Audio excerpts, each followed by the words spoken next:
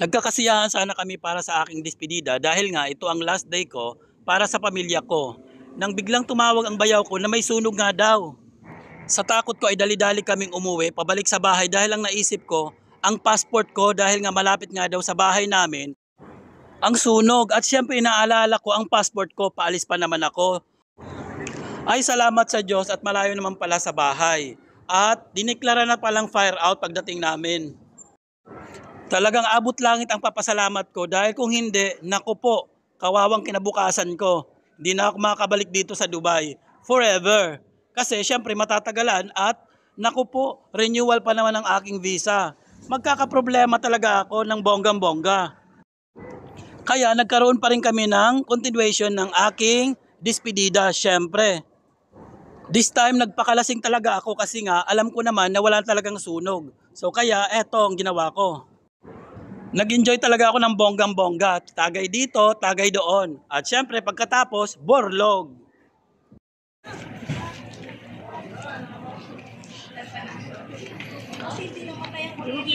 Kaya nga eh. Buti wala. Si Ate Inday, tinatanong ko kilala niya pa ako. Sino daw ako? Hindi mo kilala Ate Tinday naman ako kilala. Wala talaga. Baka sa Martes. Kapatid ni Ate Jonah. Ah? Kaya nga eh. Tinday, ibalik mo ang alaala mo, hindi mo ako kilala. Santa Maria, Bulacan. Ang tagal ko nga, ang tanong kilala mo ako. Sino ako? Kasi nga narinig mo.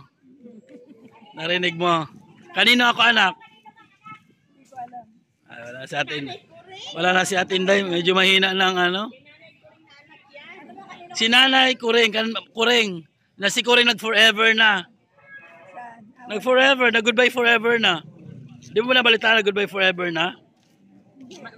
Nag-for life na. Ha? Nag-for life na nakailang linggo lang nandoon no, nakalamay. Nakalamay. Wala na si Nanay. Patay na. Patay na si Nanay. Kaya ako nandito ngayon kasi nagbakasyon ako. Di ba? Wala na. Wala, kailangan ko tawag nito, kailangan ko rin na umuwi ka agad. Kasi nakailang days na rin ako eh. Baka next year ulit. Wala muna. Ano muna? Ano lang mayroon dyan? Ano na?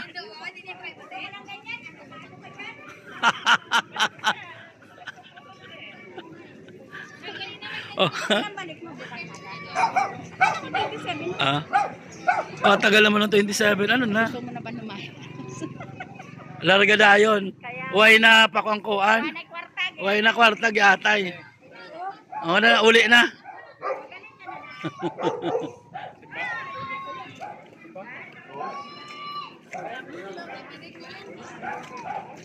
Ano na? Nakita kita kanina. Diyan, naglalakad ka. Lumabas ka, di ba? Saan ka pumunta? Ano yan? Ice candy. Yay. Bibili ako ng ice candy, biglang nagkasunog na. Boy, hindi na maganda ice candy. Pampano yan? Di ba? Pampano yan? Pampalamig ba? So ayun guys, balik na ako at nakimarites pa ako. So natanong ko na lahat, simula doon, left and right, right and left. Natanong ko na kung anong problema. Sabi parang wire daw. Wire nga ng problema. Tara, na tayo. So, bali may problema. Uy, kaway-kaway naman sa vlog ko. Oh, di ba? So, ayan. So, tara na, magsiuwian na tayo. Dahil tapos na tayo makimarites.